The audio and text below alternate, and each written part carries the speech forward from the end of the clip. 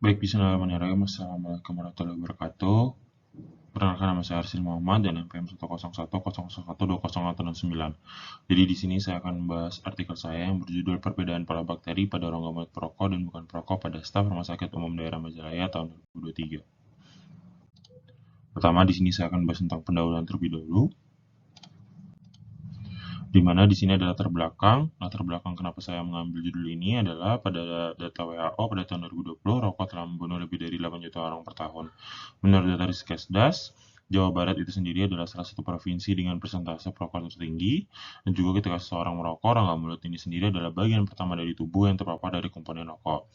Ada beberapa zat berbahaya dari komponen rokok. Yang pertama itu tar, dapat mengendap pada permukaan gigi sehingga membuat gigi menjadi lebih kasar dan memudahkan bakteri untuk menempel. Selanjutnya itu ada nikotin. Nikotin ini sendiri dapat melemahkan sistem kekebalan tubuh dan menyebabkan adanya penyempitan pembuluh darah di sekitar gigi. Hal ini dapat menyebabkan adanya penurunan flora normal di rongga mulut dan juga adanya peningkatan bakteri patogen. Ini untuk rumusan masalah saya. Lalu ini untuk tujuan penelitian saya. Untuk subjek penelitiannya ini menggunakan adalah staf RSUD Majalaya dengan sampel berupa hasil kumuran dan swab rongga mulut yang diambil dari staf RSUD Majalaya yang merupakan perokok dan bukan perokok. Untuk ukuran sampelnya, di sini menggunakan rumus ukuran sampel untuk menguji perbedaan dua proporsi, yaitu untuk rumusnya itu seperti ini. Dari rumus tersebut diperlukan minimal 36 orang per kelompok, yaitu 36 perokok dan juga 36 bukan perokok.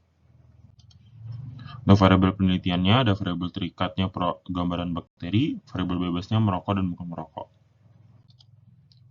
Penelitian ini merupakan studi observasional analitik komparatif dengan pendekatan cross-seksional yang bertujuan untuk melihat perbandingan pola bakteri di rongga mulut perokok dan bukan perokok.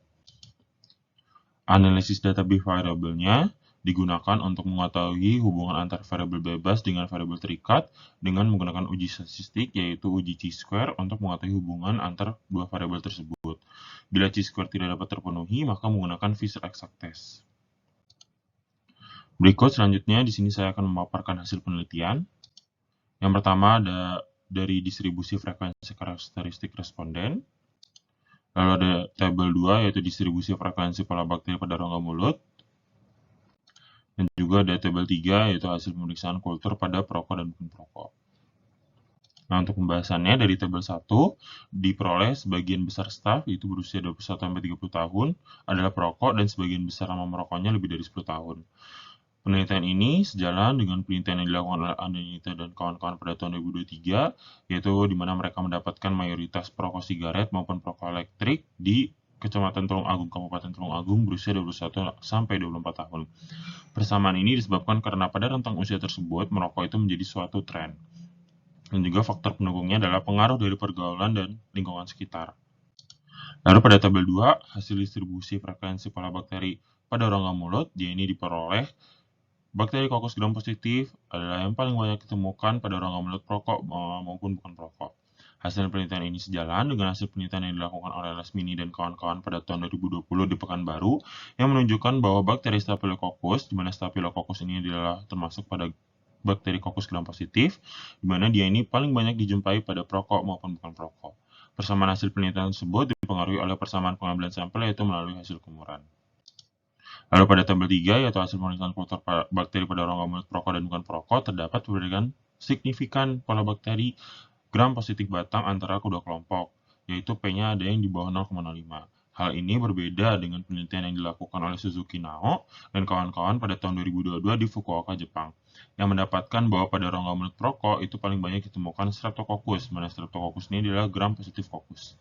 Perbedaan ini kemungkinan disebabkan oleh beberapa faktor, seperti metode pengambilan sampel yang berbeda dan variasi dalam metode pengujian di laboratorium.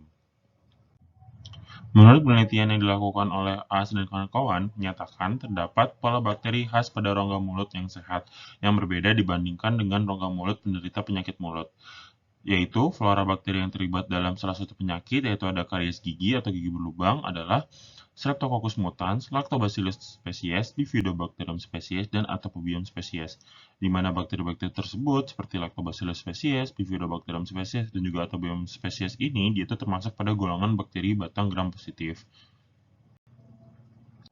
Selanjutnya di sini saya akan memaparkan kesimpulan dan juga saran. Untuk berdasarkan hasil penelitian yang diperoleh, maka dapat disimpulkan bahwa pada rongga mulut perokok lebih banyak ditemukan bakteri batang gram negatif dan batang gram positif daripada rongga mulut bukan perokok. Terdapat juga perbedaan pola bakteri batang gram positif antara kelompok perokok dan bukan perokok. Lalu bagi penelitian lain yang hendak melanjutkan penelitian ini agar menyertakan pemeriksaan pada rongga mulut dan untuk pengambilan sampelnya sehendak-hendaknya dilakukan pada bagian kerang gigi agar tidak dipengaruhi oleh faktor-faktor lain yang dapat mempengaruhi dari pola bakteri pada rongga mulut. Selanjutnya ada saran praktisnya, yaitu semoga hasil penelitian ini dapat menjadi acuan bagi pihak-pihak terkait dalam kampanye program edukasi mengenai kesehatan mulut pada perokok dengan cara mengurangi kebiasaan merokok. Dan juga sebagai edukasi mengenai perbedaan pola bakteri pada rongga mulut perokok dan bukan perokok, serta cara menjaga kebersihan mulut. Sekian dari saya, mohon maaf dari kesalahan. Wassalamualaikum warahmatullahi wabarakatuh. Alhamdulillah.